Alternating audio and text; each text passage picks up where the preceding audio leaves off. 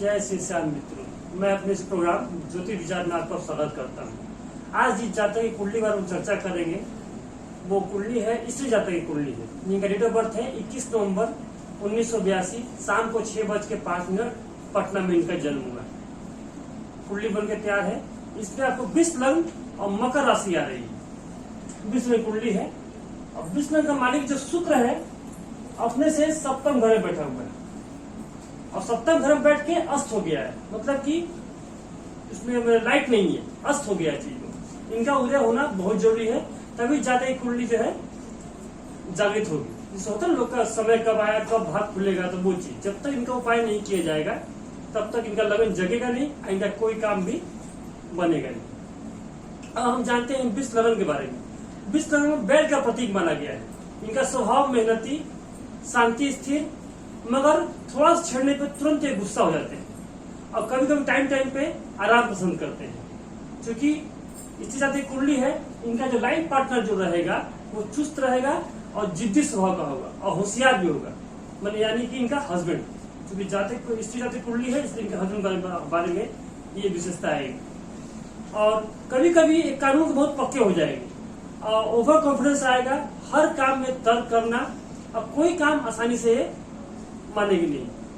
कोई भी गलती होता है उसके लिए हमेशा दूसरा सामने वाले को जिम्मेदार ये ठहराएंगे। अगर शुक्र यहाँ पे आपको सब प्रॉब्लम क्रिएट कर रहा है तो आप दही का दान करके मंदिर में इनसे थोड़ा राहत पा सकते हैं। अब हम देखते हैं दूसरे घर में। दूसरे घर में राहु बैठे हुए हैं। राहु यहाँ बैठ के पारिवारिक सुख में बाधा उत्पन्न करेंगे और जवान को कड़वा करेंगे और शिक्षा में इनका रुकावट दिलाएंगे। क्योंकि 20 लग्न कुंडली बन रही है से शिक्षा की तरफ में झुकाव रहेगा, मगर चूंकि राहु दूसरे घर में बैठ के शिक्षा में बाधा देंगे और वो बाधा इनका 16 से 18 वर्ष के उम्र के बीच में शिक्षा में रुकावट आएगी, जो कि थोड़ा सा राहु का उपाय इसमें हम करके इसमें हम राहत पा सकते हैं। जैसे कि यहाँ राहु के लिए जितना हो सके किसी अन्य झगड़े में नहीं पड़े और जितना हो सके कम बोले। राहु यहाँ बैठ के धन का प्रवाह को भी फ्लो और ज्यादा बढ़ाएगा, मतलब पैसा तो कमाएगी मगर हाथ में पैसा रख नहीं पाएगी। अब हम देखते हैं इनके छठे घर को। छठे घर में एक साथ दो ग्रह बैठे हुए हैं। वो है शनि और दूसरा है गुरु। शनि यहाँ छठे घर में बैठ के, छठे घर हो गया रोग, ऋण और बीमारी कारक ग्रह हो गया।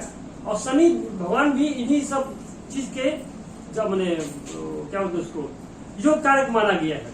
यहाँ बैठ के इनको शारीरिक कष्ट, रोग, बीमारी वो सब लगा रहेगा, टेंशन बना रहेगा, यहाँ शनि बैठे करेंगे। और आपको यहाँ गुरु जो छठे घर में बैठे हैं, छठे घर में जिस किसी जातक के कुंडली के अंदर में और गुरु छठे घर में रहेंगे तो पिता, दादा और संतान की तरफ से प्रॉब्लम क्रिएट करेंगे। यहाँ गुरु अगर समस्या प्रॉब्लम क्रिएट कर रहे हैं तो छोटे बच्चों में पीला केला अगर बांटा जाए तो गुरु के कुप्रभाव से आदमी थोड़ा राहत पा सकता है। अब हम देखते हैं सप्तम घर में। सप्तम घर क्योंकि इसी जाति कुंडली है, सप्तम घर इनके पति घर हो गया। एक साथ पति घर में तीन ग्रह बैठे हुए, शुक्र भी है, बुध भी है, सूर्य भी है। शुक्र यहाँ पे अस्त हो रखा है, बुध भी यहाँ पे अस्त हो रखा है और सूर्य जो है थोड़ा सा राहत है। जिसकी जातक कुंडली के अंदर में सूर्य और सप्तम बैठा हुआ है तो सप्तम में सूर्य को हम लोग नीच का मानते हैं। यहाँ सूर्य बैठ के मेड लाइन प्रॉब्लम क्रिएट करेंगे और सप्तम में सूर्य बैठने का मतलब ये है कि जातक का जन्म सूर्य छिपने के बाद हुआ है। सूर्य यहाँ पे पारिवारिक बाधा उत्पन्न करेंगे, मैरिड लाइफ में प्रॉब्लम क्रिएट करेंगे। इसके उपाय के लिए रात में सारा खाना बनने के बाद छोटा सा हाथ में थोड़ा दूध लेके दूध के छींटे से गैस या स्टोव को अगर बंद करें, इसमें हम सूर्य के कुप्रभाव से थोड़ा राहत पा सकते हैं।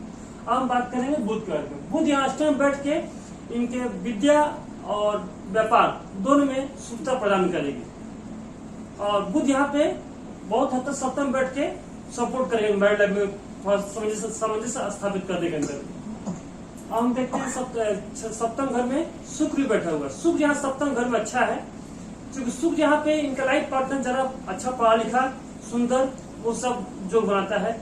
जितना हो सके ये मीठा बोले और पति पत्नी आपस में लड़ाई नहीं करे तो ज्यादा शुक्र यहाँ प्रभाव देना शुरू कर देगा। और खास करके क्योंकि इसी जातक कुंडली है, अपने ससुराल वालों से ज्यादा विवाद नहीं करे तो शुक्र यहाँ अपना अच्छा प्रभाव देना शुरू कर देगा। हम देखते हैं अष्टम घर को। अष्टम घर में एक साथ में दो ग्रह बैठे हुए हैं, एक केतु है, दूसरा मंगल है। मंगल यहाँ अष्टम घर में बैठ के इनको मांगलिक योग बनाता है, जिससे कि भाई के सुख में कमी। और मंगल यहाँ पे बदमंगल का भी योग करता है, जैसे कि कोई काम अगर नहीं भी किए हैं तभी भी इनको उस काम के लिए जिम्मेदार ठहराया जाएगा। और यहाँ मंगल जो योग बन रहा है, इसके लिए हम एक मंगल शांति का पूजा कर सकते हैं और इसके दुष्प्रभाव से बचा जा सकता है। और जितना हो सके अगर टाइम मिले तो कम से कम रोज 15 मिनट सुंदरकांड का पाठ करें, तो मंगल के दोष को थोड़ा राहत हम इसमें पा सकते हैं। केतु यहाँ सप्तम घर में बैठ के संतान पक्ष को खराब करेगा, पैर में प्रॉब्लम देगा, यूरिन संबंधी प्रॉब्लम क्रिएट करेगा। इसलिए स्त्री जातक की कुंडली है तो कान में छेदक आगे कुंडल पहने, ये टफ्स नहीं पहने, कान में कुंडल पहने, तो केतु के बुरे प्रभाव से आदि बचा जा सकता है इसके अंदर। अब देखते हैं नवम घर में। नवम घर में चंद्रमा बैठा हुआ है, नवम घर इनका भाग्य स्थान हो गया। ऐसे दिन को काल सर्प दोष बन जाता, क्योंकि राहु दूसरे घर में है और अष्टम घर में केतु है। मगर अकेले चूंकि चंद्रमा यहाँ पे है, इसलिए काल सर्प दोष ये नहीं बन रहा है। और चंद्रमा अकेले इस कुंडली में बहुत कुछ कर सकते हैं, क्योंकि ऑलरेडी वो भाग्य स्थान के ऊपर में बैठे हुए हैं। चंद्र यहाँ पे इनको शिक्षा में सपोर्ट करेंगे और जितना हो सके अपनी माता का सेवा करने से इनका भाग्य जगेगा। और चंद्र ग्रह संबंधी जैसे सफेद चंदन अगर सुबह नहा के अगर माथे पे लगाए, चंद्रमा इनका बहुत हद तक सपोर्ट करेगा। और प्रॉब्लम बहुत सारे हैं, चूंकि समय कम है ज्यादा इस पर डिस्कस नहीं कर सकते हैं। अगर आप भी चाहते हैं, आप एक कुंडली में विचार हो क्या प्रॉब्लम है, नहीं है, क्यों हो रही है, क्या समस्या है, कब खत्म होगा, हमारा दियो नंबर पर आप संपर्क कर सकते हैं। जय श्री कृष्ण।